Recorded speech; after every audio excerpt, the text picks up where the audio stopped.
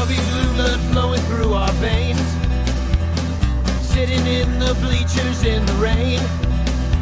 We've shed a million tears and drank as many old-style beers out at the game. Let's go, Cubbies on Ranto. Michael Cotton. Son Ranto. Michael Cotton. Son Ranto and the lovable Lucy.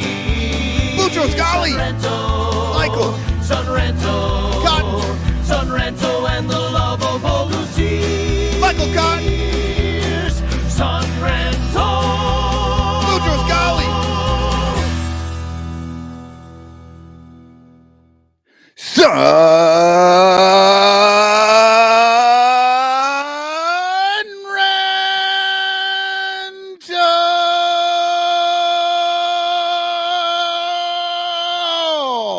Dzień dobry, everybody. That means good day in Polish because I'm in Poland, everybody. My name's Danny Rockett, and I don't know what that is in Polish because I really haven't learned much Polish since I've been here at all. I know dziękuję, or you could say dzięki, but I refuse to do it because that seems a little And I know dzień dobry, which is actually, I'm seeing Crawley's last name everywhere I go here because it's D-Z-I-E-N.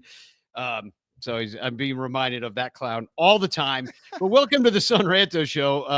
As I said, my name is Danny Rockett. We're brought to you by the Bleacher Bunch Productions on the Fans First Network, bringing you such great shows as Cup of Cubby Blue, Baseball Rabbit Hole, the Cubs PS Plus podcast, and Bricks Behind the Ivy.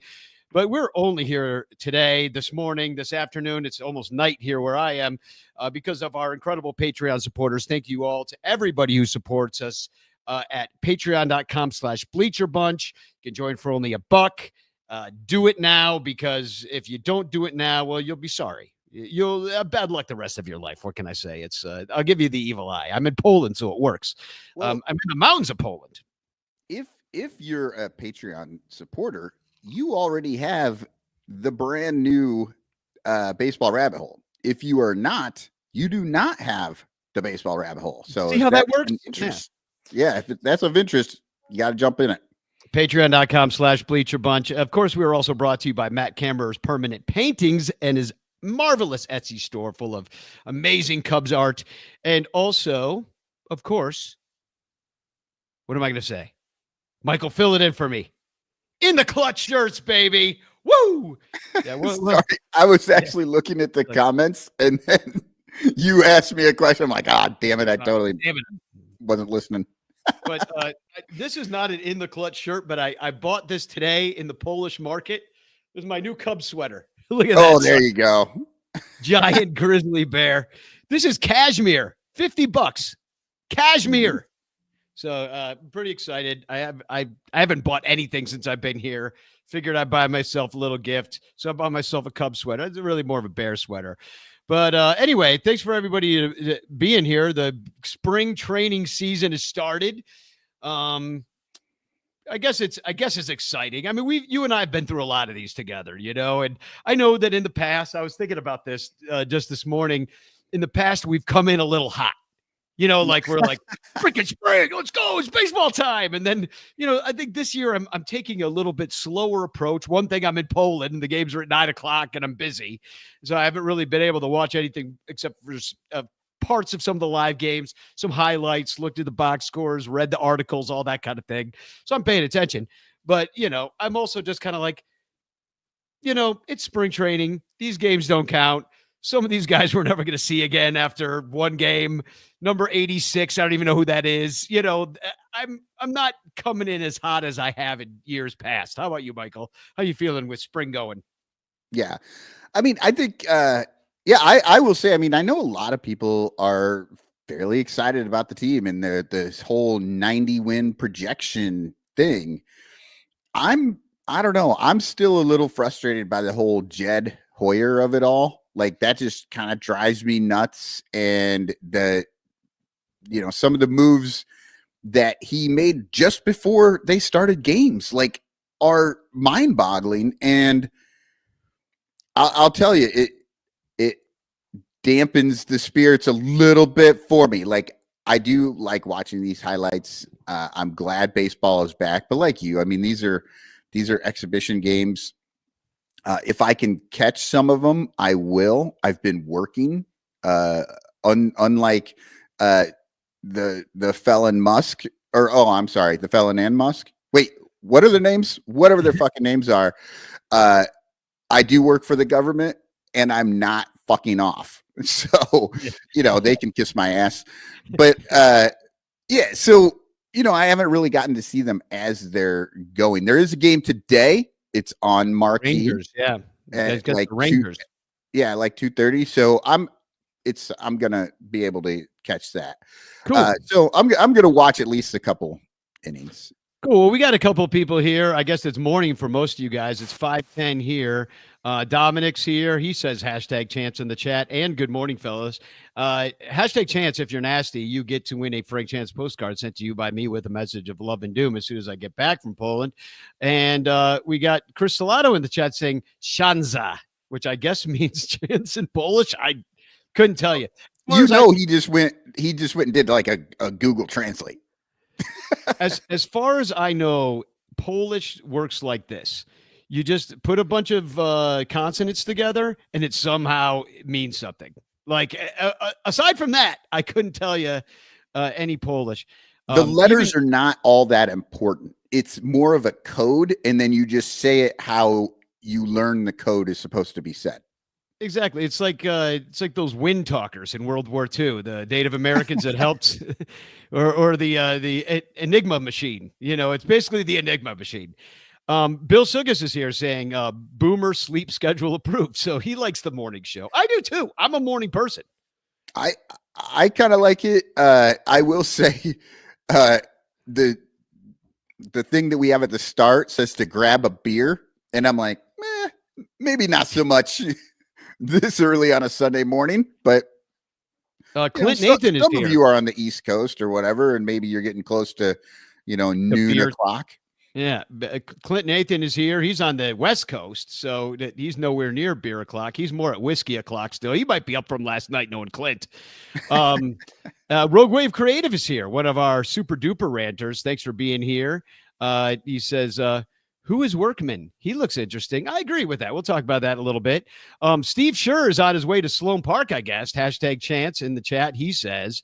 And Clint Nathan's grabbing a coffee. And we got somebody else speaking Polish here in the chat. It's Terry E saying Samarja.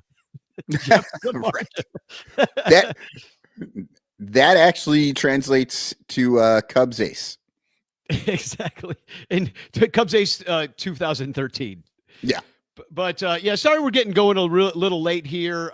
We were waiting for our rooms to be ready.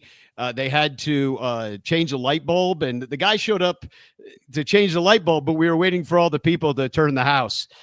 Oh God, I knew there was a fucking terrible joke coming. Come on now. That's a good one. So, well, thanks for being here. Really appreciate it. We're going to talk about these spring games, some of the roster moves that have been made early, which Michael already kind of referenced. Figured we'd take a spin of the bitch clock today. Why the hell not?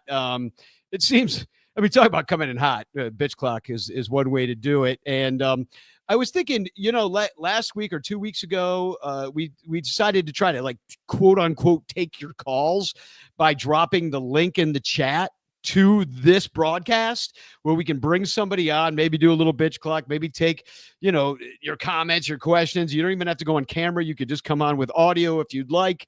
But I'm going to open it up to the peanut gallery later on after our commercial break. But in the meantime, the Cubs are 3-0. And if you followed the Son Ranto show for all these years, you know as well as I do that after the Cubs went 11-19 in 2016, that every loss means a better season for the Cubs. So this 3-0 start is not good. You're racking up wins at the wrong time, baby. So not a big fan of this start. You beat the Dodgers twice, which is cool. I'd rather beat them in, a couple weeks when we face them in Japan and it counts. But maybe we practice beating the Dodgers. That's okay. I'll take it. And then you get the White Sox, which you should beat no matter what time of year it is because they fucking suck. Yeah. And they're a terrible organization with no business playing baseball on a major league field. Yeah. And if anybody out there is kind of wondering about this take, okay, sure, it's an ass stat, but this is kind of what happens in spring training. When you have a team like the Dodgers that, I mean, I guess there's never been a team like the Dodgers. The Dodgers are trying to choose between the best actual big leaguer to get rid of. They aren't even like looking at minor leaguers at this moment. But when you have a good team, they come out and they don't win in spring training because they're working on things. They're trying to do very specific things. They're not worried so much about the roster. When you get a team like the Cubs, who are just they're trying to fill holes. Well, they win because it's like young guys trying to make a name, trying to show something. So that's why there's an inverse reaction from wins in spring training to wins in the regular season, because by the time you get to the regular season, they've sort of shuffled the deck 5 times in Chicago, and they've done it once or twice in LA. Then those guys in LA are ready to play, and Chicago is almost like, we still need 3 weeks to figure out if these guys could play at this level. Yeah, exactly. We're going to take the first 100 at bats of Gage Workman to see if we're going to DFA him. And, let's talk about great Gage Workman. He's actually Gage Workman, Gage Tater Workman. Sorry. We have to just call him. I'd say we just call him Tater. Let's get that going. So Tater hit a tater in the first game. And, I mean, this guy does look intriguing. He's a Rule 5 guy. He's got to stay on the team. And it's he's already 3 for 7. He hit the home run. He plays some third base, which we may need right away because, they walked away from the Bregman thing, which is fine. But they were going to just go with Matt Shaw, and then he hurt himself right away. And so who knows if he's going to be ready. They're obviously going to be cautious with him. But so you might be really looking at a Tater third base start to the year. Everybody's saying Justin Turner might play it. That hasn't really happened a whole lot recently. And it's probably not such a great idea at this point either, because the man, I don't know, it's on arthritis medication, I believe. He's 68 years old, going to be 69 soon. Nice. The thing I always remember is that last year, Christopher Morel, a young up-and-comer who played a lot of good third base over there, did make some mistakes, but played a lot of good third base, was so bad they couldn't even keep him on the team. And now this year, people are like, maybe we'll put Turner over there. Turner is a goddamn statue at this point. Like, who was that homophobe that we got to play second base back in Daniel Murphy? Daniel Murphy. That dude, like, that's what we're looking at. We're looking at Daniel Murphy moving 3 feet to either side, but not bending over. You know what I mean? Well, he's got a bad back. You can't expect too much out of a 40-year. I mean, come on. I remember bending over at 40, 50, like, forget about it. But, it gets worse. I'll put up Gage Tater Workman's numbers here so everybody can take a look. He's never played an inning in the major leagues before everybody gets too excited about that home run, which, but he had 18 last year for Erie, which he was with Detroit. Detroit's AA group over there. I wonder what they are. The Erie what? The Erie Ears? That's what the Erie Earlobes he played for last year. I don't know. I think it's something like the Erie Swamp Monsters or something. Yeah, I was anybody in the chat, find out what the Erie AA team is. I think it has something to do with the lake.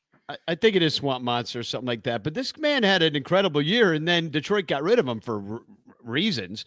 Well, they didn't get rid of him. They just didn't protect him in the Rule 5. Right. And the Cubs picked him up. So, which means the Cubs have to keep him. Like, there's been people out there I've seen, they're like, oh, I don't know if this guy's going to make the team. No, he's on the team. Like he is already on the team. And if he's not, he's in Detroit. Yeah, and you got to give him back. So he had an 843 OPS last year. He hit 18 dongs. He stole 30 bases. So it makes you wonder, like, is Detroit so stacked that they didn't need this guy? I mean, it's kind of a little shocking that they would get rid of him. I mean, if anybody has any insight into why that they did, it's kind of crazy to me. But he's sort of like a Ben Zobrist-y type. He played second, third, and short last year. So that's all three middle infield positions, everything but first base. Last year, he played some outfield as well, but only a few innings. So I don't know. I mean, how do you get rid of a guy that hit 18 home runs and stole 30 bases? Like this is Jed Hoyer-esque. This is almost like getting rid of somebody as good as Alexander Canario. Oh, wait, sorry. We did that too. And we probably did Rule 5 protect him, right? We were Rule 5 and just DFA'd him for reasons. But yeah, I mean, Gage Workman, yeah, like you say, he's on the team and he's in midseason form and he's going to try to impress to the point of maybe being the starting third baseman if Matt Shaw can't be ready for the season. We'll see what happens as that progresses. It's tough to predict those those obliques, you know. Oh, Danny. So I brought up I was thinking to myself, I'm like, I know there's a reason that Detroit is okay at third. They don't need to worry about it. So they didn't, protect this guy. So I jumped on the Detroit site and there it is. I totally forgot. Zach McKinstry is on the Detroit Tigers and he plays third base for them. Like I've seen him over there playing because remember the Cubs gave him, I don't know, 100 games to play third base. Like it was insane. But yeah, so McKinstry is over there. He's playing, I believe he plays third, but yeah, he plays all over the infield. I mean, he's the same kind of guy, so maybe they just rather go with him. But here's a dude. I mean, obviously McKinstry is way older. He's 30 years old. How old is Tater? 25, I think. Yeah. So why you'd go with an older player than a younger player? Oh wait, we did that too. We took Justin Turner over Canario. By the way, I understand that they play different positions, but here's some other guys that are coming in hot. Ivan Brettauer, who was a 7th round pick. He had a dog in a game the other day, but it was towards the end of the game, probably against another minor leaguer. It doesn't really matter. Or somebody working on a pitch. Like, oh, I just saw the guy batting before me just saw 5 straight fastballs, and then I got up there and I saw 3 more fastballs. Exactly, and he managed to rocket one out of the park. We're gonna have to get Ivan on the show because he's the cousin of a high school friend of mine. Oh, nice. So yeah, so a person I used to do shows with at theater in high school. We kept in touch all these years. So hopefully we can get him on the show at some point. Miguel Amaya coming in real hot. He went out last year hot.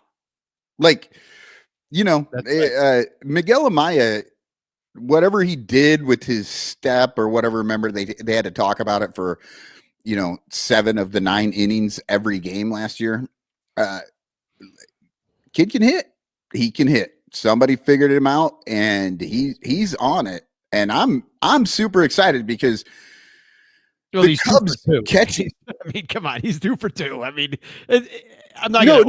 But I'm saying going back to last year, how he ended the year, and now he's coming back and he's 2 for 2. Like he's, if he can be that guy, if he can hit, I mean, at the catching position, if he can hit 250, 260, like that's excellent.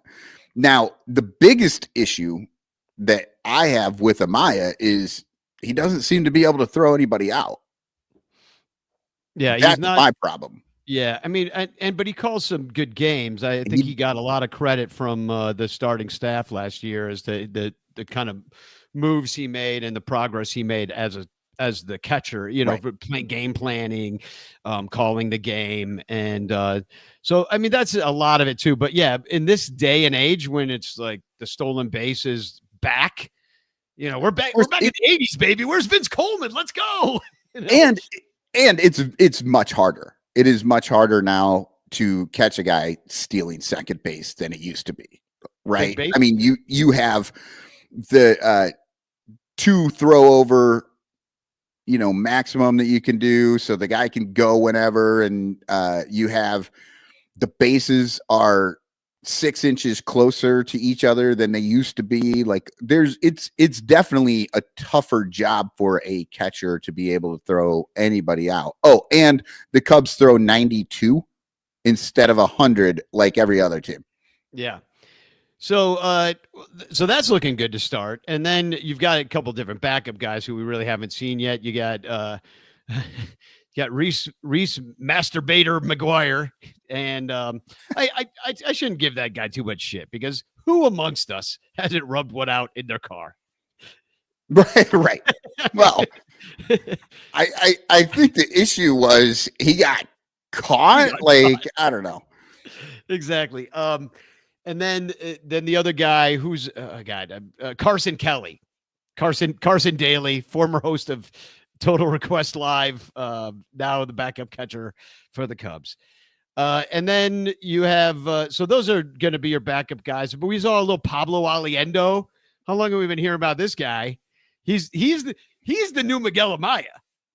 Right. Just been around forever. Yeah. Yeah, just been around forever. System catcher. Maybe who knows if he ever takes it at the majors. But and then Ben Cowles also had a home run. He's coming in hot. Well, and he's playing a little third base. Mm-hmm. But we don't need him because we got Justin Turner Overdrive, who Rogue Wave Creative calls him Justin Turner Overdrive, JTO.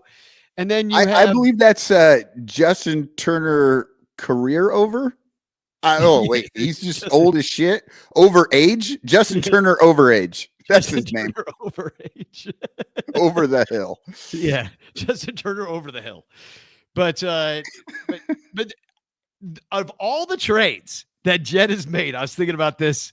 Well, you all were asleep, and I was thinking this morning was that of all the trades that Jet has made, possibly the best trade that he made was the trade to the Yankees for Mark Leiter Jr. when we got Ben Cowles and Jack Neely. Those, I don't know if it'll work out, but because these guys haven't really played for us yet, whole heck of a lot. But it's possible that these guys end up being more valuable than anybody else that we got for any of those Blue Friday trades. Because none of them have worked out at all, Well, I mean, PCA, I guess, for Javi, but you could say that's worked out so far. That would be the one other trade. Yeah, that definitely has. And then you have the Chris Bryant that I see in your notes here. Canario gone. That was part of that, right? So now we have Caleb Killian. That's the last piece of that. And I mean, the book is still out on that guy. We don't quite know. There's hope for him for sure, but he still it's dwindling at this point, though. Right. He still hasn't really put it together. Maybe he can turn a corner. But like you say in the notes, we got nothing for KB, but neither did the Rockies. Yeah, exactly. It didn't work out for either of us. Terry E says Jack Neely's mustache actually cost us a draft pick. Yeah. Trade him back to the Yankees. He can grow a full beard now.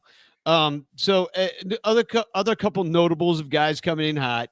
Ian Happ 2 for 2 with a double. Michael Busch 4 for 6 with a double. So that's nice to see. Ian Happ, by the way, lead off 2 for 2 with a double. Like he's up top where he's supposed to play. And then Kevin Alcantara, the new Alexander Canario, which will sit him on the bench all year long. He can sit his freaking ass there. Maybe in AAA and come up for injury, but he's 5 for 8 with a double as well. So it's nice to see that. And the Cubs are scoring runs early on, but we don't know. We're seeing just fastball, all coming in. Guys are working on stuff. So it's really hard to really know what you're looking at. It's kind of BP for everybody. And I mean, pitchers are not 100%ing it, right? Or at least they shouldn't be, because if they do, they end up with an oblique, like what's his Assad, like Assad, yeah. You got to ease into this. So these guys, that's the thing. That's the thing. Like if you can get super excited about this stuff, but if you take a half step back and look at everything that's going on, which we've been doing this for a very long time, and we watch these and we're just like, it's fun. I love seeing them hit homers, but that pitcher's probably throwing 75, 80%. Yeah.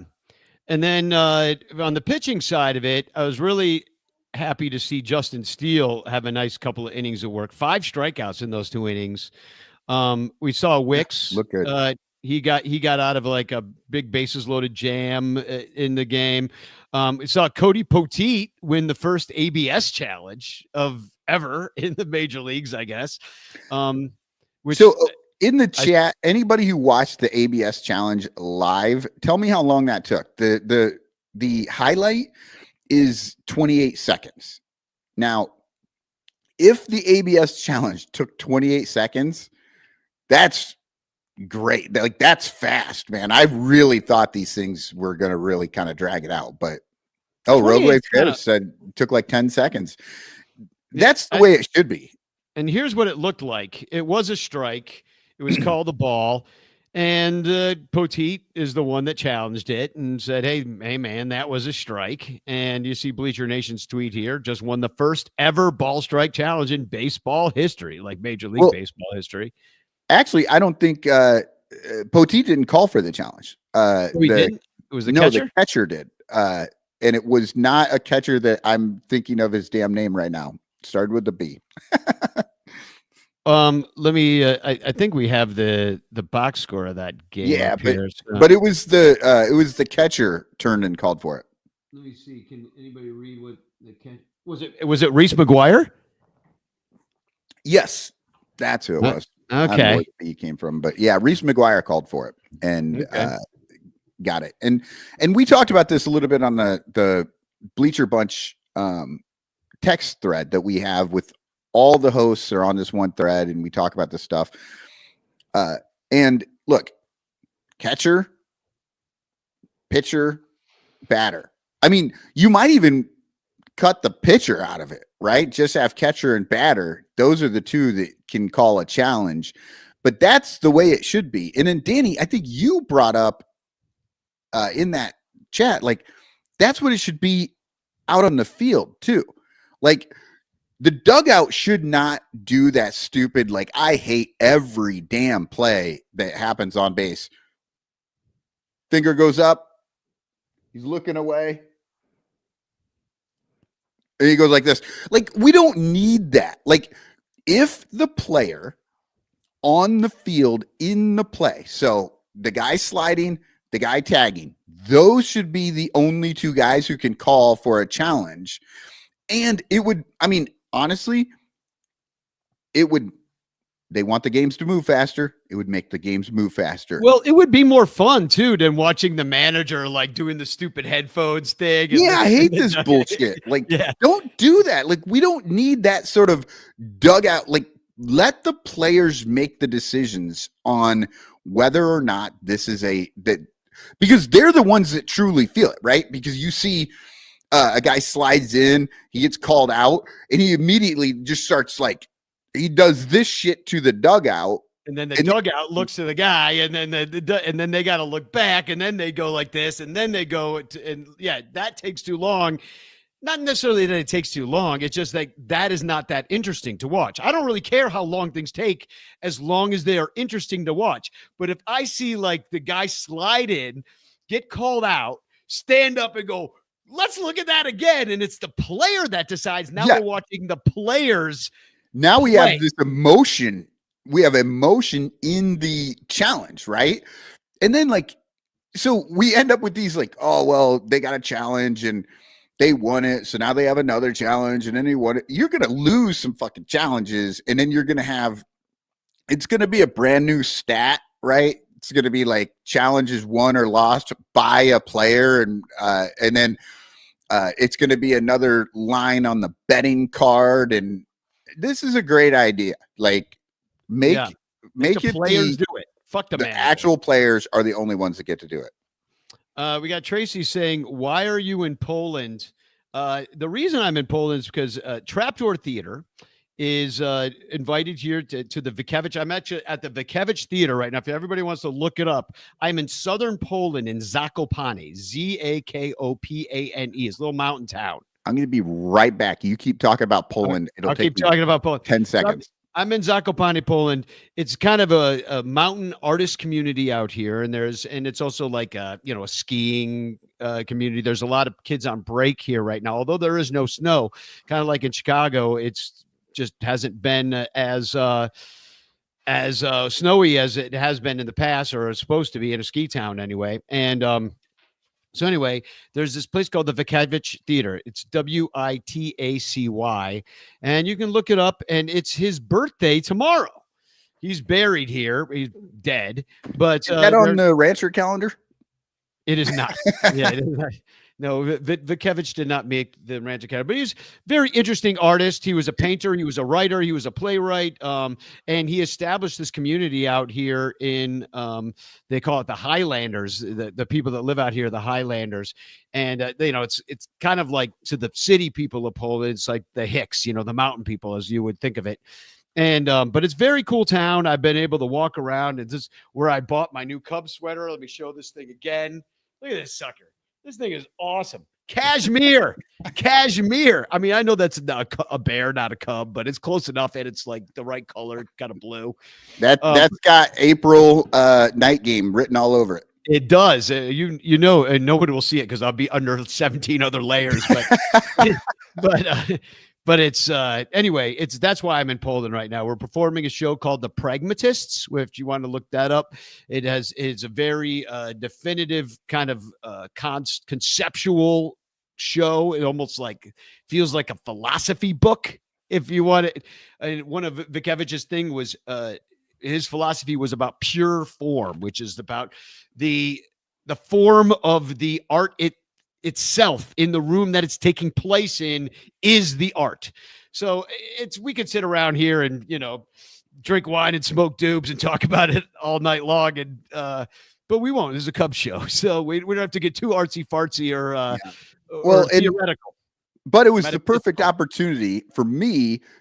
If you're wondering what I was doing, I spilled my coffee and I had to run and grab some paper towels so I could.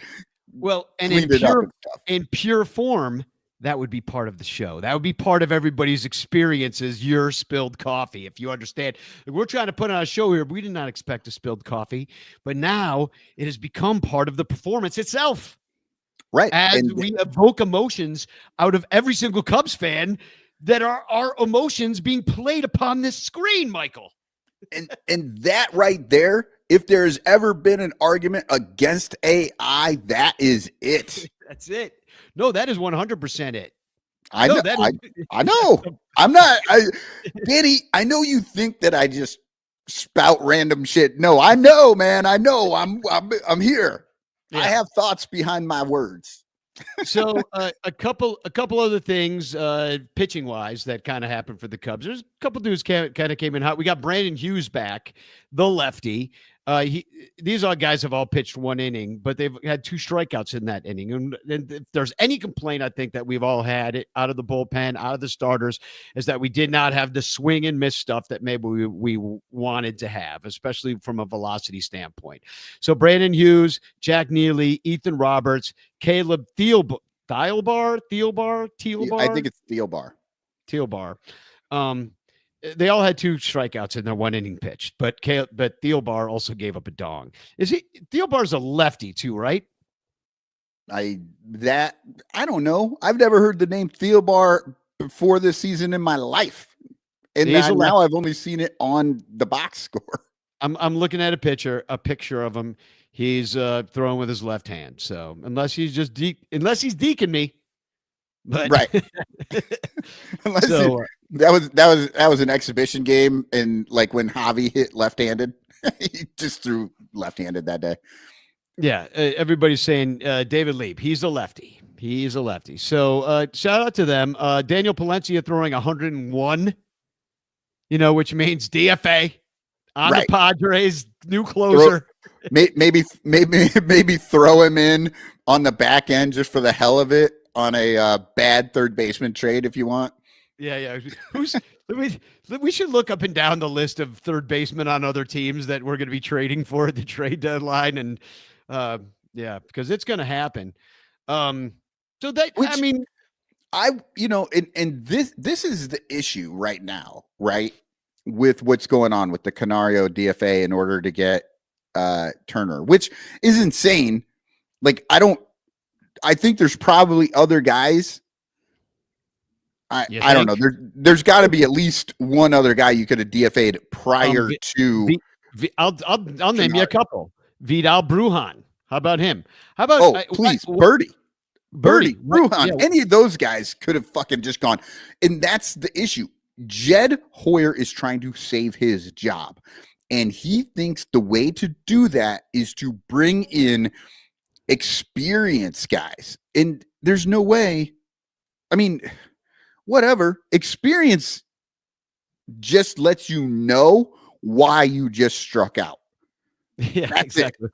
Well, he always strikes out doing that. But John Birdie, 5'10", 190, 35 years old. Like, here's a guy, journeyman on the Blue Jays, the Miamis, the Miamis, the Marlins, and then the Yankees last year. I mean, he's got some speed in the past, but he doesn't get faster as he gets older, Jed. He had 41 stolen bases in 2022 for a crappy Marlins team, but that's because he had opportunities on that Marlins team. If he gets opportunities for the Cubs, that means that Matt Shaw didn't work out. And I don't know.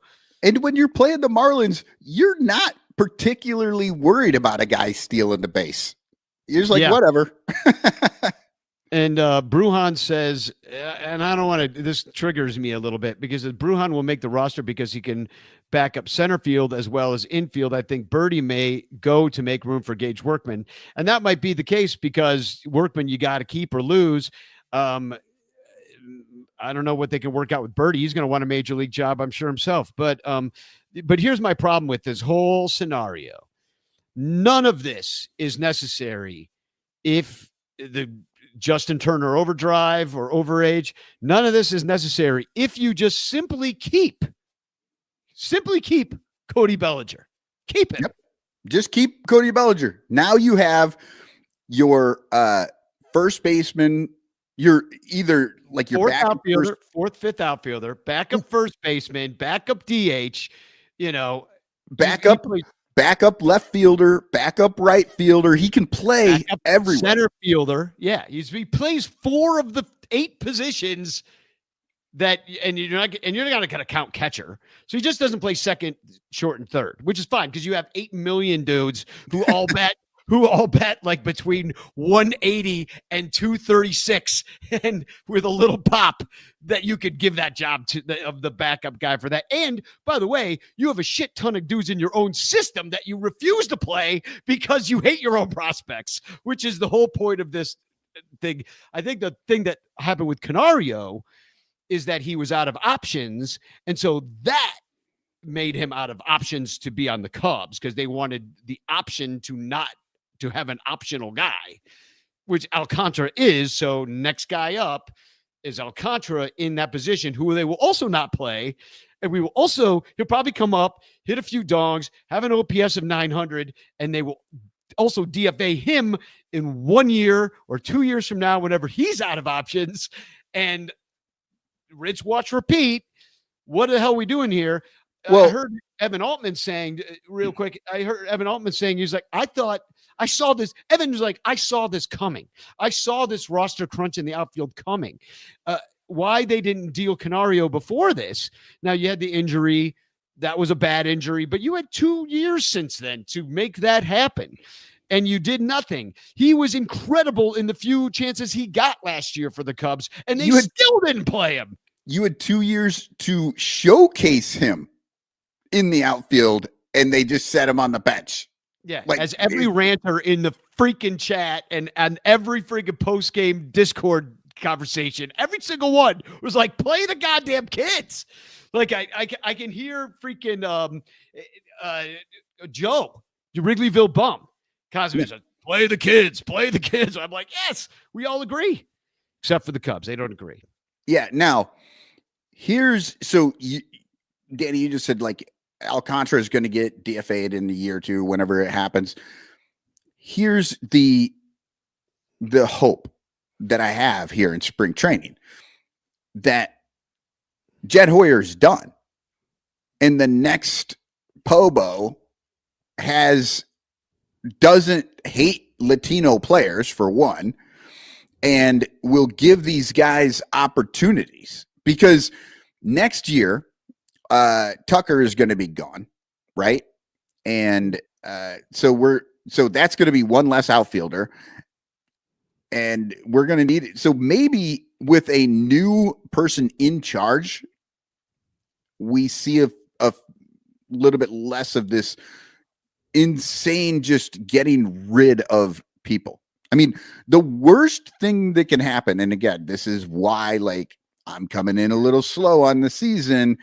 People are so excited. The worst thing that could happen is that the Cubs would win the division, running away with it, and freaking PK Ricketts would extend Jed Hoyer, because there's been nothing worse for both Ricketts, the Cubs, and the fans than Jed Hoyer over the last 5 years. Speaking of Joey, Wrigleyville bum, he says, if we would have kept Cody, we would not be able to break even. No, right. That's just it. We probably still could. We got the new Wrigleyville seat, the Wrigley bleacher seating. We got $20 beers. You know, it's not going to be cheaper this year. It's going to be more expensive, and Terry E says, unfortunately, Birdie signed for $2 million. He's probably not going anywhere because, good money after bad. I mean, it's really frustrating how this team's been run. And the way I'm looking at it right now, it doesn't feel like it's going to be run any different this year than it was run last year. Why would it? There are no different people. Yeah. Well, because you think they would learn from their mistakes, like I try to in my life, I'm like, oh, that didn't work out so well for me last year. I only, I didn't do as well as I could have. Maybe I could do better next time. Oh, what if I go for a walk and think about it, and maybe I'll improve my life. But no, these freaking clowns. They said it the other day on the Bleacher Bunch, which, by the way, I really enjoyed listening to that show. If you have not heard it yet, Evan Altman, really probably one of my favorite Cubs baseball minds out there.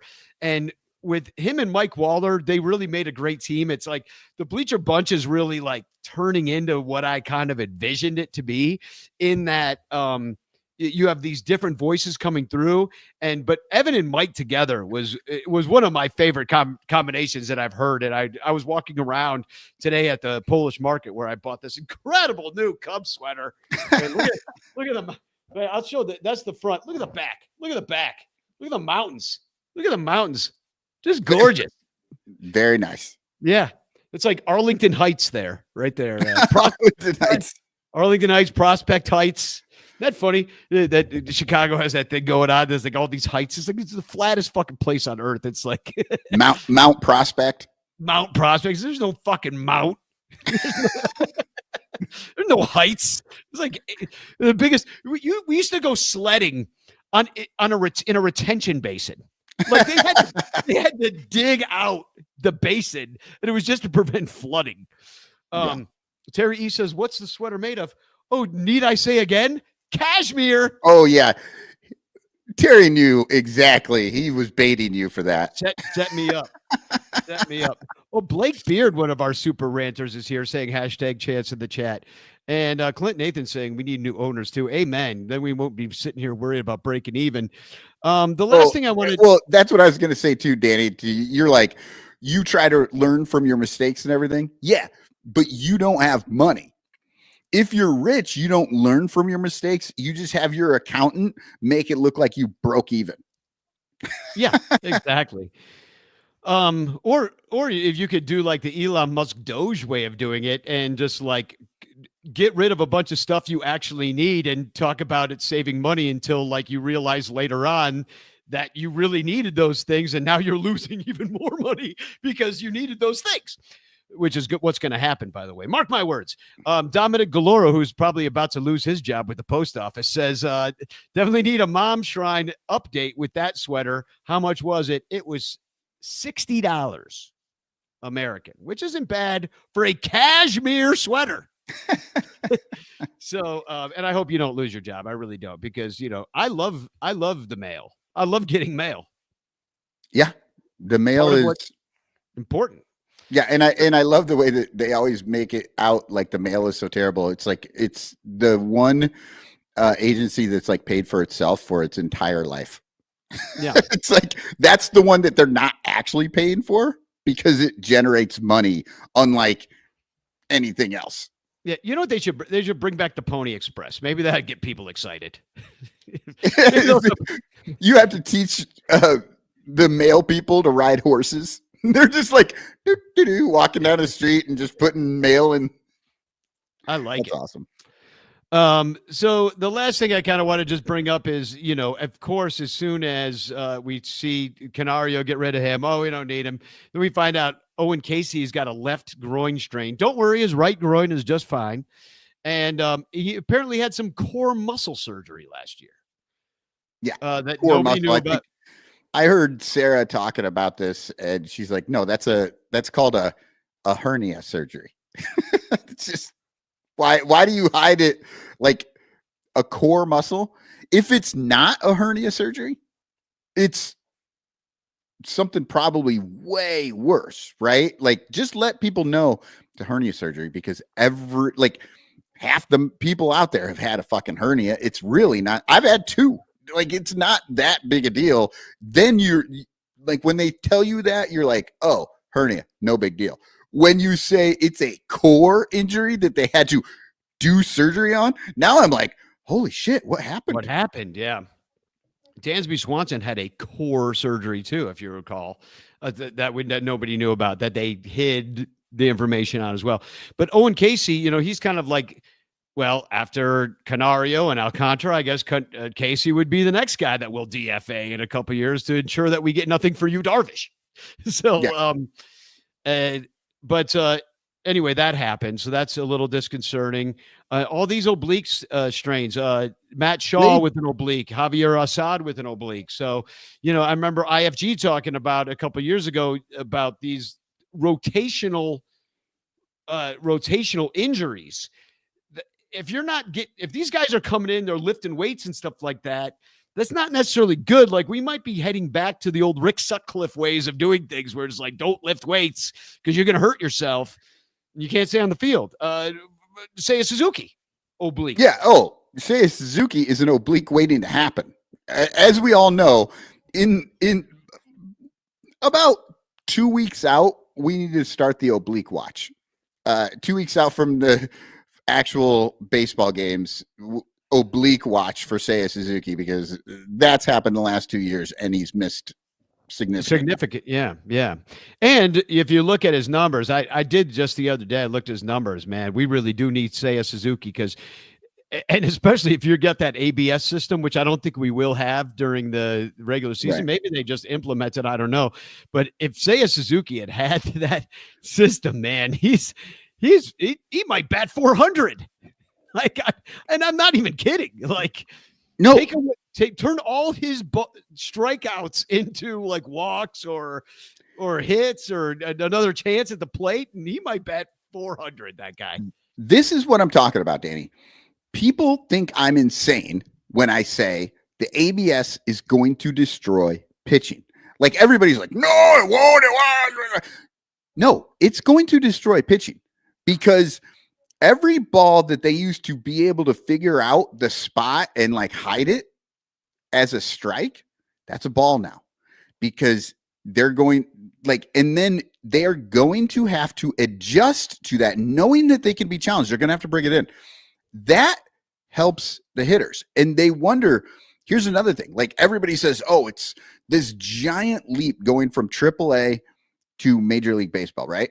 Like giant, over more so than any other thing. The reason for that is when you're hitting and they have to stay in that zone or near that zone or they'll get challenged, you can hit the ball. When you come to the major leagues and these guys are getting a foot outside called strike, you're a rookie. You got no chance, man. Go sit down. Like you got to figure that shit out. It's going to change fundamentally how that works. Now, this might not be a terrible thing, right? Because pitching has sort of been taking over a little bit, so it might be good, but it also could push it the complete opposite way, right? And it could destroy pitching. Like there will be a significant impact from this though. And that's the thing that I've been talking about is like, as soon as the pitchers just knowing that they can get challenged, they're going to have to come in a lot more. And when they do, they're going to get hit a lot more. Yeah, no. And, you know, it's going to make for some more offense. Let's hope, because, you know, a bunch of short, and Bill says only a few calls per game. Yes, Bill, but that's what I'm saying is the pitcher knows that, and they know that they're going to get called, right? And look what happened with the replay challenge. Oh, it's only they get one replay challenge, and then they get one. We see fucking 12 replays a game, it seems like. All you have to do is like win it. It'll be something stupid like that. Like if you win the challenge, you get it again.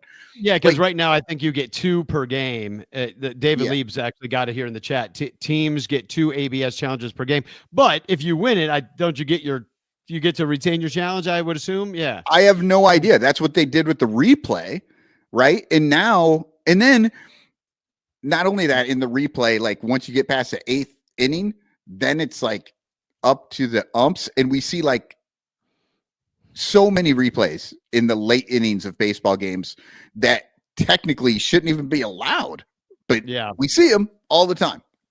Yeah. So why don't we take a quick break? I'm going to also, during this break, I'm going to drop a link in the chat to this show. And if you would like to join us on the show and maybe do a little bitch clock, maybe, bring on your comments, little peanut gallery action, love to hear from you, and come and join us on the show.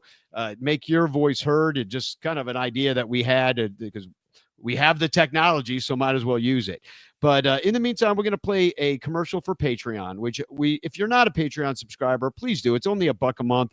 You can join our Discord, which has some really lively discussions, especially during the season, because we've been on there during these games talking about what's going on. There's a lot of let's face it. I mean, I go on Twitter and I get called a fucking idiot about once every 3 minutes on there because I have the worst takes of all time because, blah, blah, blah, Canary was out of options, blah, blah, blah, this and that. I'm like, people don't see the force for people telling me about wins above replacement and a guy's B war from the last 3 years. I'm like, you're living in the past, bro. You're living in the past. But I from now on, Danny, anytime anybody says something about war, you tell them, show me the math. If you yourself can do the math and figure out what it is, I'll listen to you about war. If you don't know, you're just repeating some bullshit somebody else is saying. I agree. And it's all about projections, to what extent you can even project anything in baseball, so I know that you can really tell who's like into the fantasy sports. You can really tell these days you could really tell who was like a teenager when the Cubs won the World Series. That's what I've been able to tell lately, because they've got certain expectations of what prospects are capable of, whereas you and I have 30 years of failed prospect history to be like, to have a little bit more patience and wait and see approach. We want to see these guys play, but we also know that it's not like that. It's pretty damned rare that your guy wins Rookie of the Year. Like Chris Bryant, like Matt Shaw's already Rookie of the Year in every single like dude that was 14 or 15 years old when the Cubs won the World Series and Chris Bryant won the MVP, or 2015 when he won the Rookie of the Year. Like, you can tell who these guys are because they've already crowned Matt Shaw as the next guy. I won't go on my rant here right now too much. I'm 100% with you, Danny. Like, these people, and this is the problem with the Cubs. Jed Hoyer is a fantasy guy. He thinks that everything is played on paper. It's totally different. If you look on paper, you can make an argument that Ian Happ is a better 5 hitter than he is a 1 hitter. But what's better for Cubs wins? Well, it's when he's at the top. But does that make his WAR better? No, it makes his WAR worse. But wait a second. The Cubs won more when he bats. So tell me what the fuck the WAR is. Like, there's so many more things that go into than WAR besides an individual person's stat, because this is a team game, and depending on who's around you makes a huge difference as to what your personal ability can be.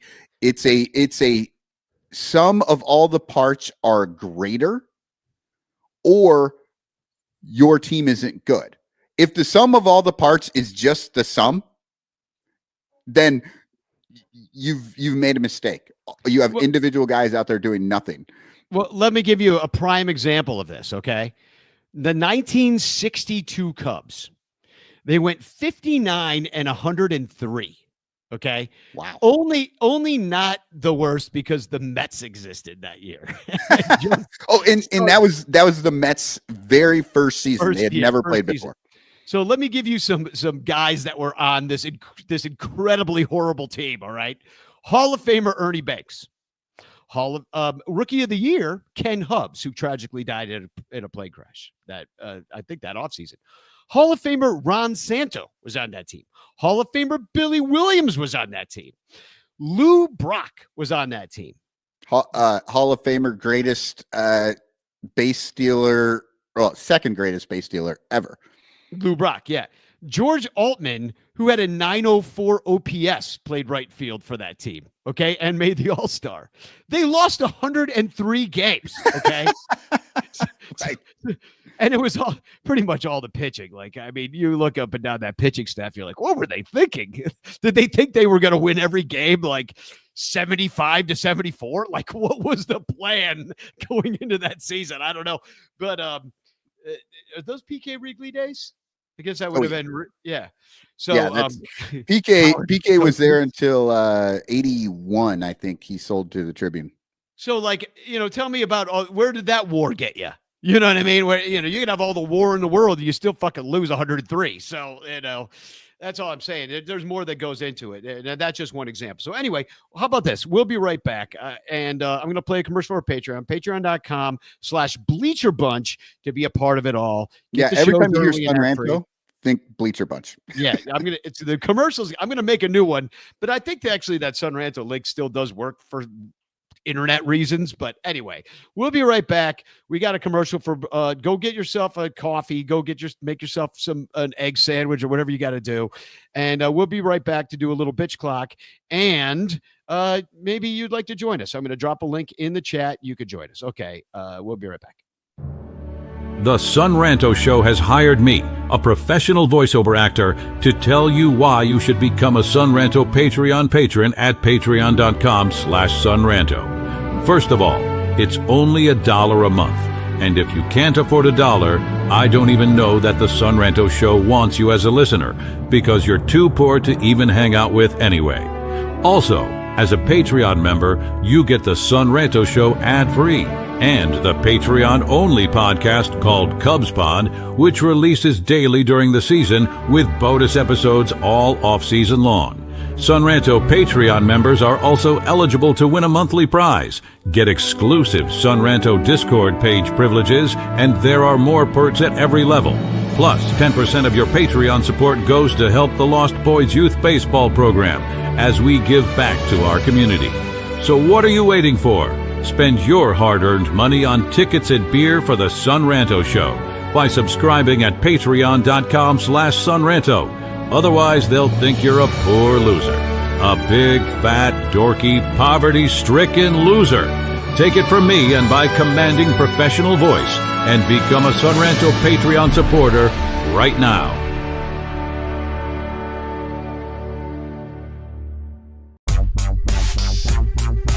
If you like the Cubs a bunch, buy your t-shirts from In the Clutch. We've got all the best styles for you. Dansby, Saya, Morel too. Clark Fly in his double U. Cody Bellinger, smoking dudes. Vintage shirts from days of old. Patrick Wisdom and Nico. You'll look sharp wearing your stro. 10% off with the code SONRANTO. SONRANTO. InTheClutch.com is your store for the most fun baseball shirts on the planet. Don't forget to use promo code SUNRANTO to knock a couple bucks off your purchase. Stack or die, we need more cups. Get it all at In The Clutch. Cause if you like the Cubs a bunch, buy t-shirts from In The Clutch. Get it all at In The Clutch. Get it all at In The Clutch.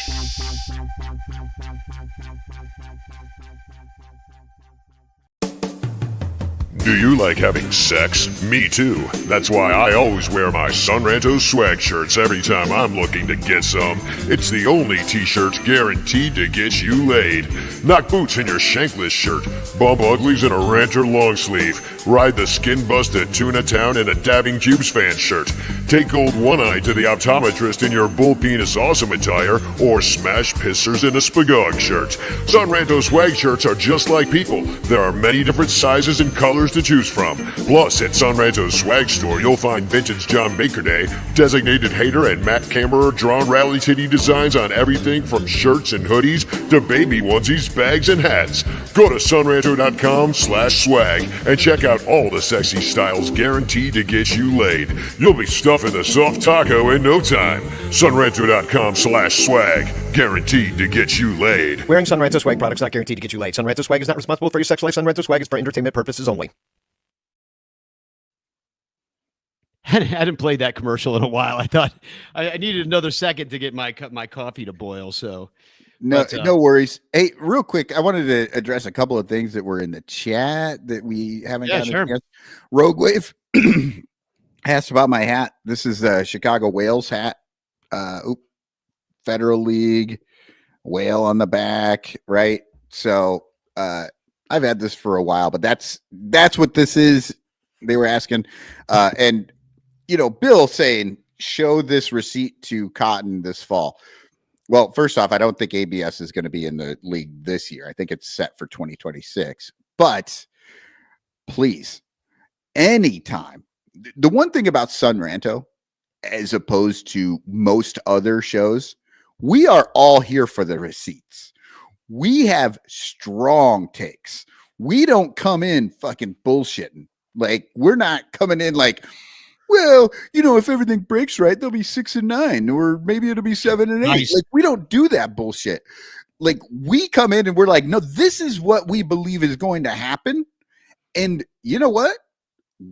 Son Ranto has a very strong record. We do get things wrong. Absolutely.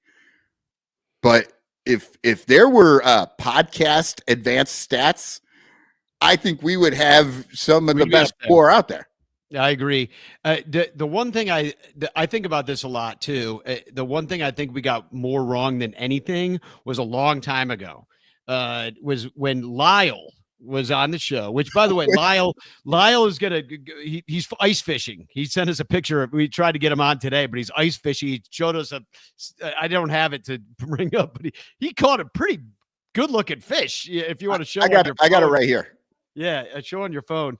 But he caught a pretty big ass fish, ice fishing. So he won't be joining us this morning, but he will, of course, as the season comes on.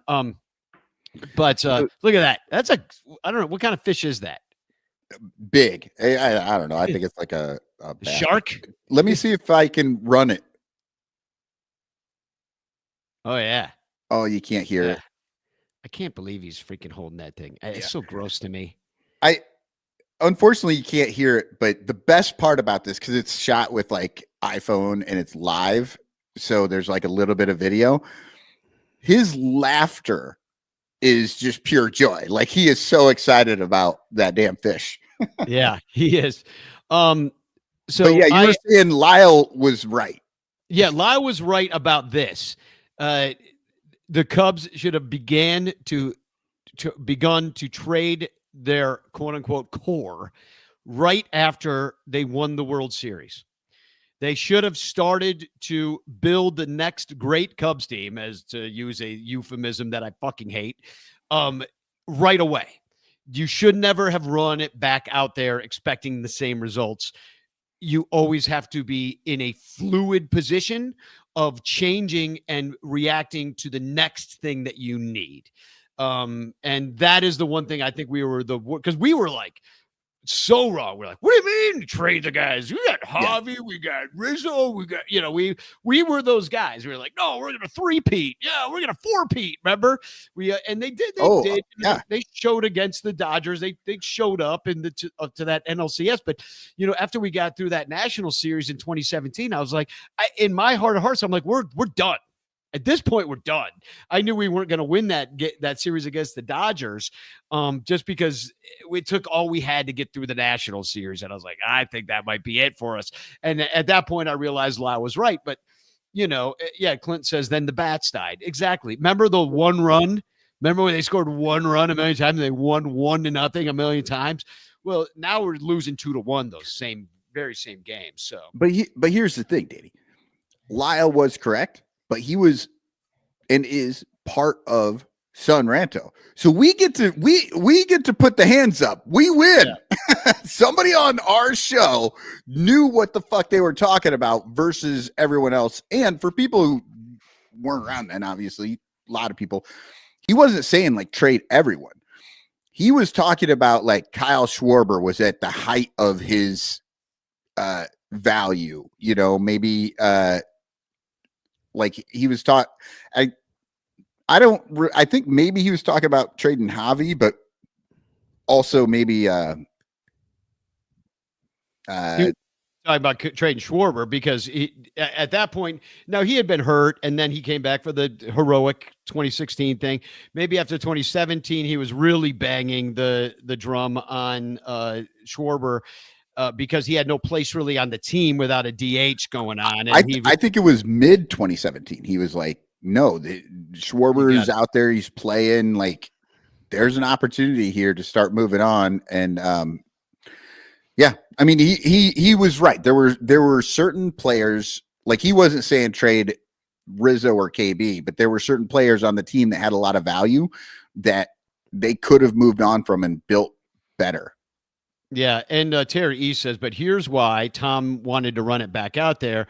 Bryant, Javi, and all those guys were all pre-arb. And yeah, he's like, how am I going to break even if you get rid of these guys? Well, guess who the hell else was freaking pre-arb? Alexander motherfucking Canario. Yeah.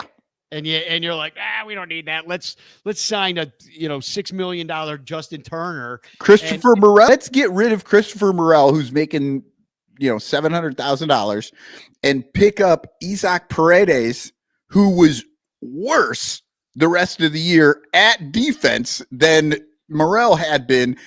He cost them $300.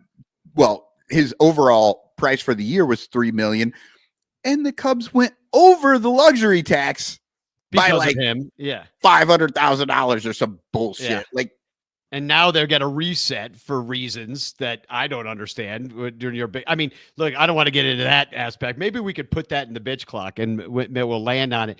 In the meantime, I did want to kind of leave it open to people. If you don't want to join us, I did drop the link in the chat. I'll put it up here, but it's StreamYard.com and then a bunch of letters and numbers and stuff. But if you want to click on that and try to join us on the show right now, you're more than welcome. Also, I'll put this out there. If you would like me to add something to the bitch clock right now that you would like us to bitch about, and maybe we get a chance to do that, or if there's something you'd like us to discuss right now that's maybe on your mind, you could also put that in the chat. Oh, here's something. Rogue Wave Creative says, curious, we all know Theo gets all the credit, but do you think it's fair to give him quite a bit of blame as they kind of went down? Absolutely. And in fact, Theo took a lot of the blame himself. He said we fell too in love with our guys. And that is some of the issue, how they painted themselves into a corner whereby when the 2020 pandemic happened and they had to quote unquote cut guys because of the biblical losses that did not really exist, that are made up and bullshit, just like the Doge cuts. But at that point, I feel like Theo did take some of the blame. I don't feel like Theo. I feel like Theo ran away in many respects. Like he ran away from the bullshit that he created. But because I think he saw that he didn't have an opportunity. He was not that last year. He knew he was not going to have an opportunity to make things right the way he wanted to do it. So he left. But yeah, Theo definitely gets blame. He takes blame, and he also gets blamed for that Red Sox team.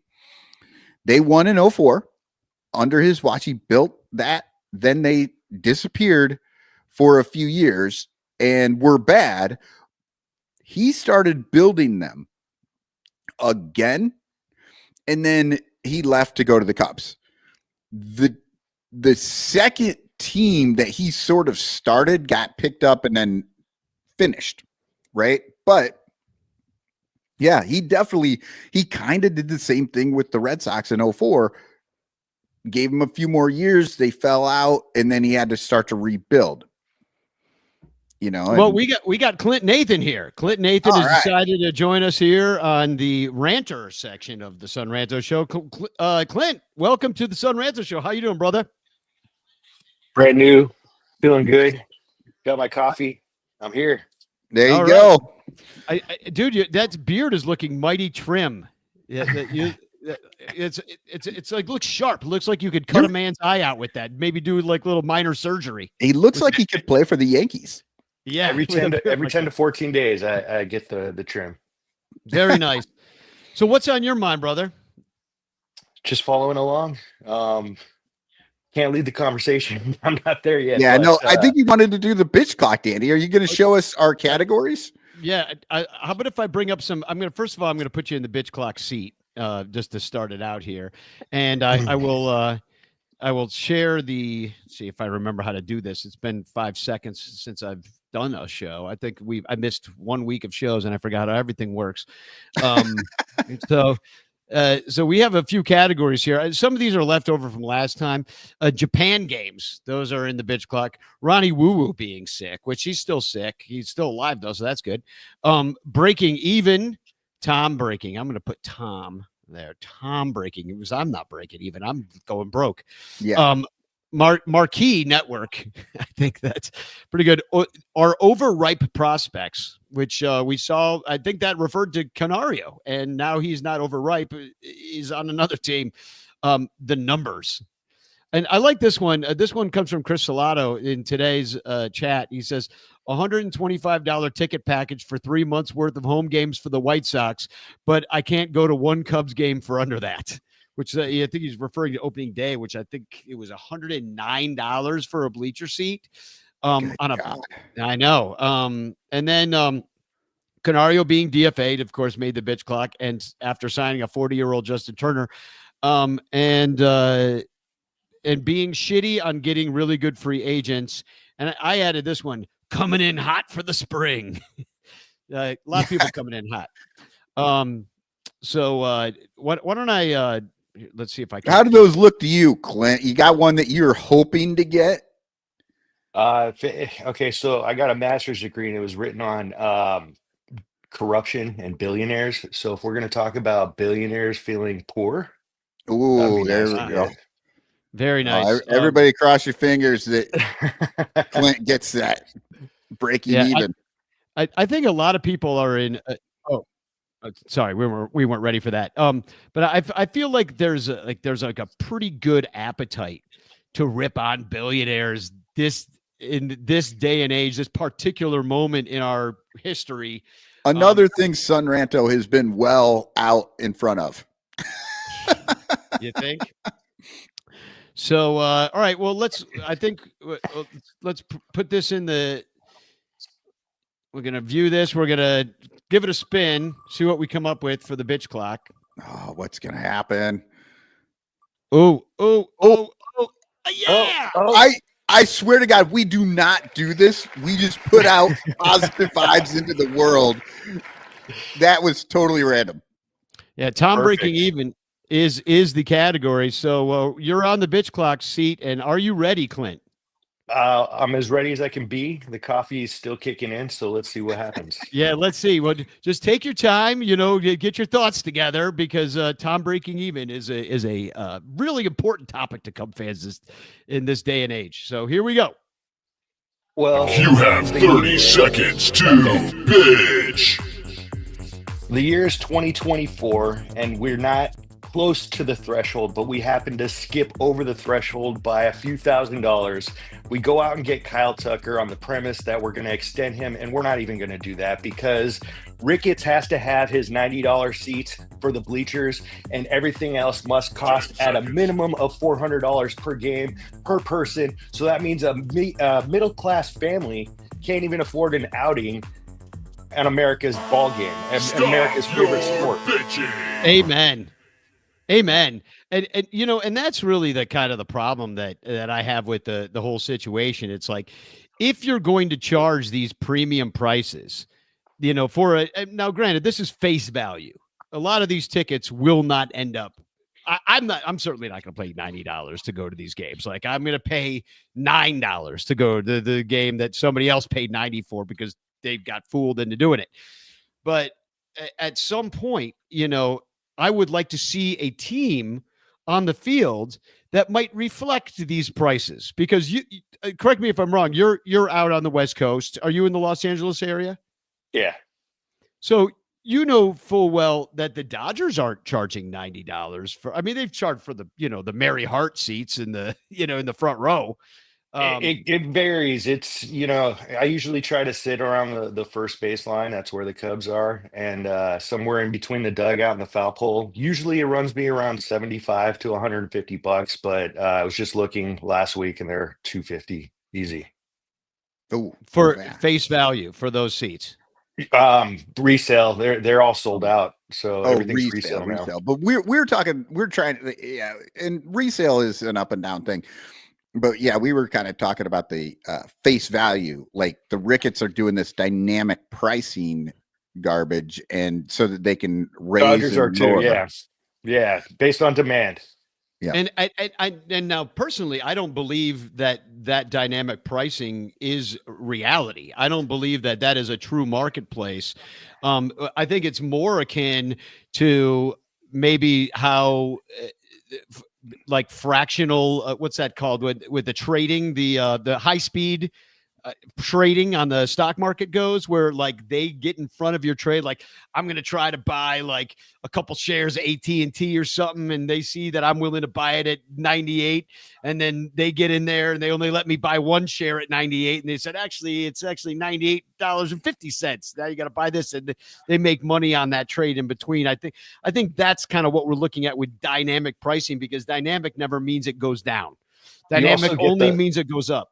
You also got the bots that these resellers possess, and they get in front of the line and they buy multiple. So they're buying a bunch in different areas, and that drives the price up too. Yeah. Well, and here's the other thing too. Like, we talked about this back when Daddy Ricketts had his racist emails come out and all this stuff, and we kind of made the jokes like, yeah, Wrigley's going to end up being segregated, and they're going to have fences just like they did back in the Jim Crow era. Well, guess what they brought out this year out in center field? A fenced off area, and that's only for the richest people. So they're not doing, I mean, to this point, they weren't doing it with actual fences. They're using dynamic pricing. They're using these prices to weed out the poorer sections of the city. And then now in the bleachers, because people who sit in the bleachers will just seem to come anyway. Like, the rich people now have their fenced off section to keep the poors away from them while they're watching the game in the bleachers. Yeah. So, Clint, I got to ask you, how did you become a Cub fan being out there on the West Coast? Did you grow up on the West Coast, or did you grow up around the Chicago area? So my dad, born and raised in Albany Park, and I just grew up as a Cubs fan. So the highlight of my life was 1984. That was the year that I was 4 years old. Um, that's where Ryan Sandberg became my life, and in my teenage years, Mark Kreis, Derek Lee, all those teams. So every year I would go see the Cubs whenever they came to town against the Dodgers. So that was every year, um, and it stuck. So yeah. Used to be what, two that's times a year, right? I mean, then they used to go out there to a couple West Coast trips. Isn't that how that used to work? It wasn't just once a year before, right? Well, growing up for me, it was once a year. Dad would be like, "All right, Cubs are in town. We're gonna," and so I didn't follow when they were gonna be in town. Just when my dad would be like, "All right, Cubs are here. We're We're going." going, yeah. Yeah. Yeah. Yeah, but I think you're right, Danny. I think back in the day, well, because back then there was only the two divisions, right? You had the East and the West. And so you would do you would play the teams in the West twice a year or four times, Yeah. I guess. 4 times, yeah. So that's cool. I mean, that's the cool thing about, and you could probably follow the Cubs because of WGN a lot better. And that's the other thing that's kind of going away, talking about walling off fans from the product that they're trying to sell. Like one of the things that was in the bitch clock that we saw was Marquee Network. Like they couldn't even be bothered to play to show us the first game of the season. Yeah, of the spring season. You know, they let the Dodgers do it because it was an away game, but like they have their own goddamn network, and they're like, we're good. We'll do it tomorrow. Don't worry about it. You know, we don't need any pre and post game with Taylor and the gang, you know. But We always got time for Taylor, though. so well, thanks for coming on, dude. We're gonna try Thanks to for wrap having up me. this. Yeah, we're gonna try to wrap up this show. I just kind of saw the time in true Son Ranto fashion. We're gonna go long, of course, but they're yelling at me from outside because apparently nobody can come into this room. That I'm sharing this room with other people, so that nobody can come in. They're all like waiting outside the room for me to be done, and they all want to go to dinner. And then so I'm holding the group up right now. But Quick, hashtag chance in the chat. yeah, hashtag chance in the chat. What you won yourself a hashtag chance last time. In fact, didn't you win Patreon prize of the month last time? I believe. I'm not sure. I got the information on I got your postcard when you're on your way to Poland. That's that, and I was able to read your writing. I really did try hard this time to turn my chicken scratch into cashmere sweater bear scratch. Look at that sucker. Oh man, it's such a good sweater. Yeah. And I have a terrible memory, but didn't you win the grand prize for? Yeah, I got your package right before Christmas, so there's all kinds of Cubs swag in there. That was awesome. Yeah, you won the Cubsler grand prize last year. Very awesome. cool. I played that every week. You were one of the ones that were in there all the time, like really working it. Some of them were tough, man. Yeah, they were. Yeah. And it's coming back soon too. Cubsler will be back with the season. So we're looking for the regular season. Yes. I'm in. Clint would love to have you in Chicago this year, hang out, grab a couple and go see a couple ball games. Hopefully hopefully I'll get out to the West Coast. The week after Father's Day. I'm shooting for that week. Oh, excellent. Nice. So middle end of June. Yeah, sounds good. Yeah. Yeah. All right, brother. Hope to see you guys. Thanks for coming on. We'll see you later. Michael, would you like to take a spin of the bitch clock while we're here? I can. I mean, you're the one on the schedule, so what do you want to do here? Well, I think we each got a time for some bitch clock, a TFC, and we're out of here. All right, we'll rock this sucker. We'll rock this sucker. All right, so put the bitch clock up here, or it's with the wheel of grievances. We're gonna take Tom breaking even off the list here and give it a spin. What do we got? What are we gonna get? Oh, Marquee Network. Oh, okay. Yes. Okay. Are you ready, Michael? I'm ready. You have 30 seconds to bitch. Okay, you cannot talk about Marquee Network without invoking WGN. The reason most people are big fans of the Cubs is because WGN was available for everyone to see. Same with TBS and the Braves.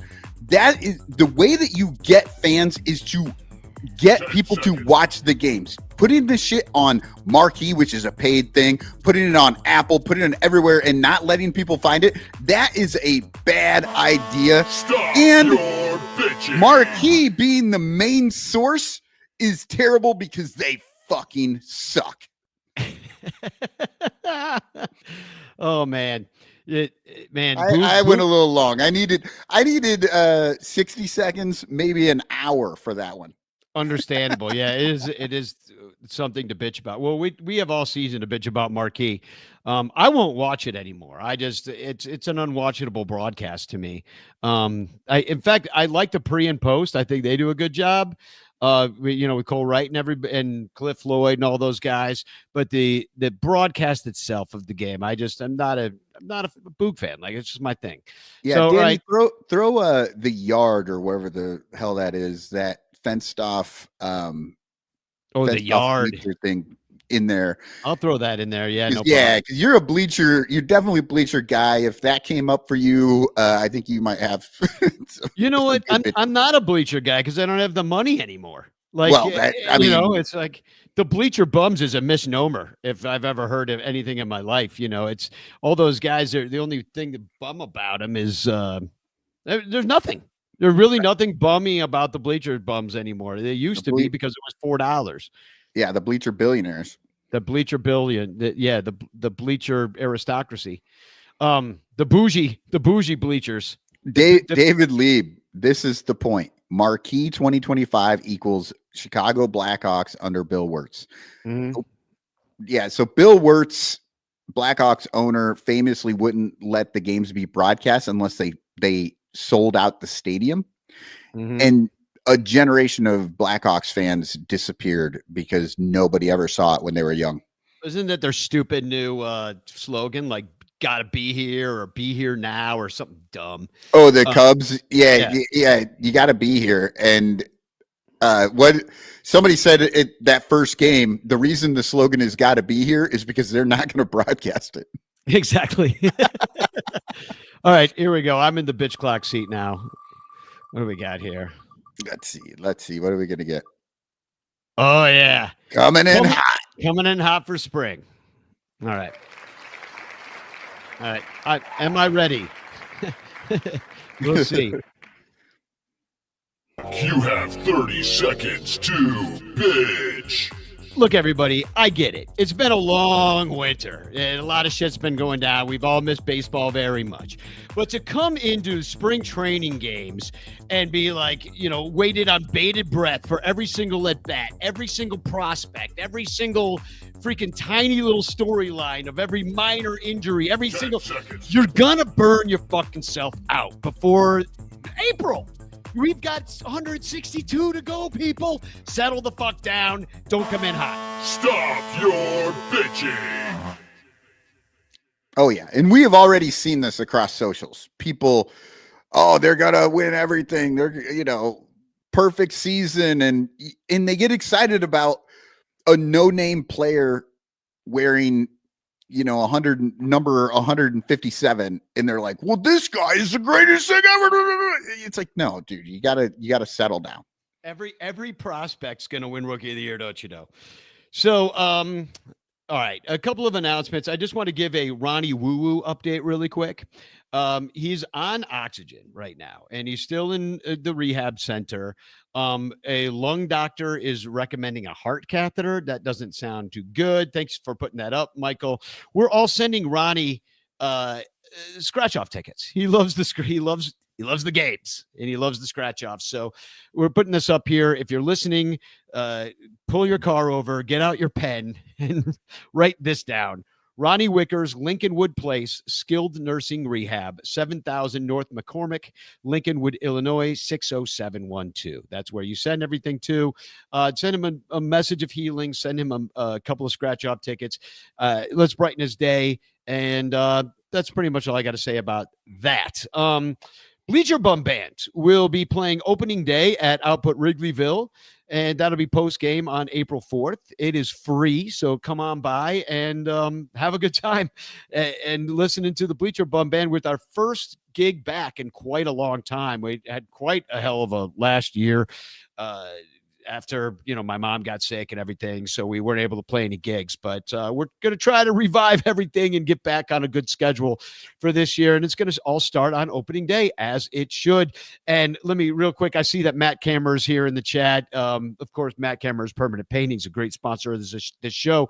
I owe you a text. I know I do, because Matt is going to make an incredible opening day poster for the Bleacher Bum Band show. He was asking me what kind of thing I need. I will absolutely be writing you back shortly. I promise you, very soon. Also, South Bend Cubs on April 27th, also known as Chris Salato and Lyle the Lovable Lucier's birthday. We're going to be in South Bend. I'm going to be singing the national anthem. It is David Elliott's birthday.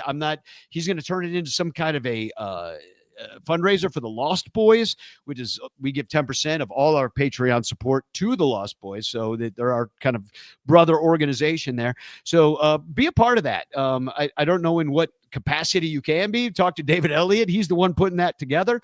But I'm also working on a Bleacher Bum Band show for the night before on 4/26. I'm checking the band's availability. I haven't heard back from everybody yet, but hopefully we can get that done. But either way, I'm going to be singing the anthem on the 27th. So if you're in the South Bend area, come on by and hang out. I'll also be at the Washington, D.C. series. It's a midweek series in early June. So if you're going to be at that, let me know. Let's hang out. I'll be flying solo. And this is way down the line, but September 20th, we're throwing a big thing with the new Nasty Boys out in Cincinnati, Binsky's Bar. We're going to have live podcasts. We're going to go to the game. Cubs, Reds. Hopefully the Cubs are still in it at that point. If they're not, then fuck us. Seriously. Fuck this shit. I can't do nothing. I'd have nothing else to say at that point. That's the new obvious shirt. Fuck us. I had an idea after hearing Sarah Sanchez on the Bleacher Bunch the other night. I want to get her an obvious shirt that says, "Ask me about my villain origin story." Right. Yes. Yeah, I think that'd be good. So that's pretty much it. We got a bunch of birthdays. Look at your Brancher calendar for all that stuff. But there's so many birthdays right now. There's not even time to say all of them. But Sarah Sanchez's birthday is this week at some point. I may have missed it. I'm on Polish time. I don't know. The clocks run backwards here. Polish calendars are different. Mm-hmm. And Danny, I don't know, maybe something got lost in the mail or something. Dominic, maybe tell me about that. I didn't get a Ranter calendar. No, you didn't, because it's at my house and I was planning on sending it to you. And and I just kind of ran out of time. I wanted to send, because I wanted to give you a bunch of stickers and stuff like that in a package, which I couldn't do if anyway, I'll get it to you later, but I get so excited when you tell me you're going to give me a package. So anyway, personal delivery from Danny. I'd like to thank all of our Patreon subscribers. Oh wait, we got to do #chance. Sorry. #chance in the chat. It's your last chance to get in on the chance. I got to stop this screen sharing to start a new one. All right. Here we go. We got a bunch of folks in here. We're going to give it a spin. I never understand how it says there's just 11 and then like 50 names go by. Right. I know. Oh, and the winner is the Cub druggist, Robert Sanchez. Congratulations. You are the winner of the chance. And of course, not only do you win the chance postcard sent to me by you with a message of love and doom, but you could be the overall chance winner and win the giant prize of a bunch of shit we said, yeah. Whatever happens. Yeah. Over the year, we put it all together. Including, though, I believe there will be a Matt Kammerer art piece in there. There will be an In the Clutch shirt that will be a part of it. But congratulations, Rob, Cub Druggist, you the man. He's one of our Patreon subscribers. So should you be. Please join us at patreon.com/bleacherbunch. But especially to all our super duper ranters. That's Blake Beard, Rogue Wave Creative. And of course, all the Bleacher Bunch podcasts that join us every week to cover this season. The Cubs PS Plus. You have Bricks Behind the Ivy, Cubs Pod, Cup of Cubby Blue, your show Baseball Rabbit Hole. There's a new one of those that's up on the Patreon feed, which is you got to join to listen to that early. And Matt Kammerer, In the Clutch shirt. So please shop at those places to support our sponsors. And yeah, that's pretty much it. Patreon.com/sunranto. I'm gonna play a new, which I played before, but some of you guys have already heard this, but I figured I'd play it to Tom's Breaking Even. It's come up a few times today already, so might as well play it one more time. So spagog, everybody. Spagog.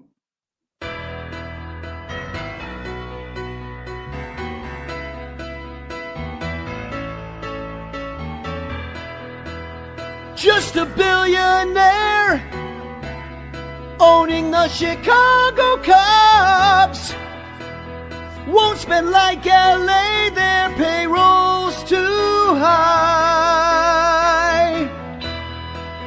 Come to Wrigley Field, drink a $30 beer, while the fans are getting gouged on the ticket price. Mets and Dodgers, buying all the best players, fielding the best starting nine. Cheap ass Ricketts underneath the luxury tax haven't done much in a while.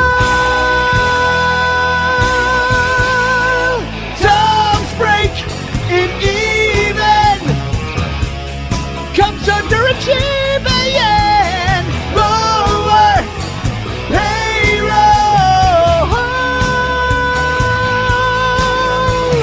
Tom's break it even. 83 win season. Third place, Chicago. Tom's break it even. Thank